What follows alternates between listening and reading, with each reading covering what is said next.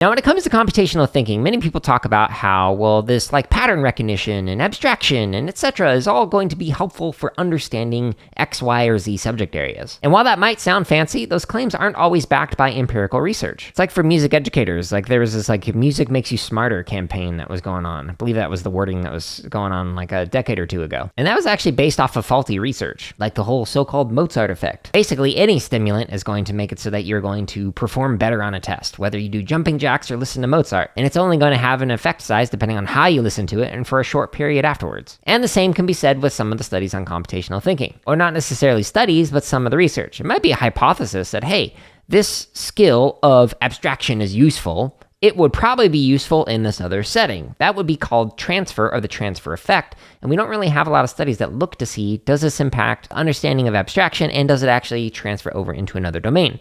A lot of the studies that do look at transfer find that the skills do not necessarily transfer over, or the understandings don't transfer over. And this is just from like integration studies in general and like different transfer effects and things that I've looked at in like sports psychology and educational psychology, etc. Everything that I was just saying, you can find a study or two that is going to say, actually, Jared, this says the other way. And that's great. But it all comes down to, we don't really have a conclusion on this yet. We're still kind of figuring things out.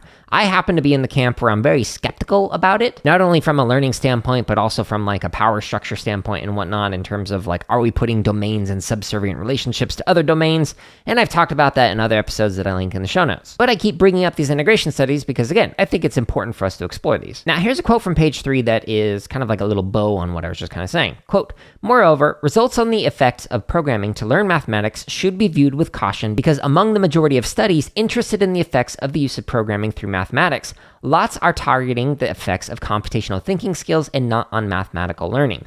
Among the few that are targeting mathematical learning, few are randomized controlled trials based on empirical measures of learning outcomes in mathematics." End quote. Okay, so why is it so important to have randomized controlled trials? Well, you might have a study where you're looking at case studies, multiple case studies, doing some qualitative research, or even like looking in a specific district or class or school or whatever. Those are great. I love those studies in terms of being able to understand perspectives and whatnot, and to understand how does this very specific population respond to a treatment or whatever. But a randomized control study makes it so you can actually make some generalizable statements to say, using the statistics that we've went through, we found that this would likely have an effect outside of this population for X, Y, and Z characteristics or situations, contexts, etc. So if we had more randomized control studies, and specifically more longitudinal randomized control studies in education, not just like something that happens in like a 6-week period or something like that, but maybe a 6-year period, then we can actually start to look at cause and effect in education. And that's something that we talked about with like many other people, like Andreas Stefik in our interview, which is all the way in episode 27, which is titled Accessible CS Education Through Evidence-Based Programming Languages with Andreas Stefik.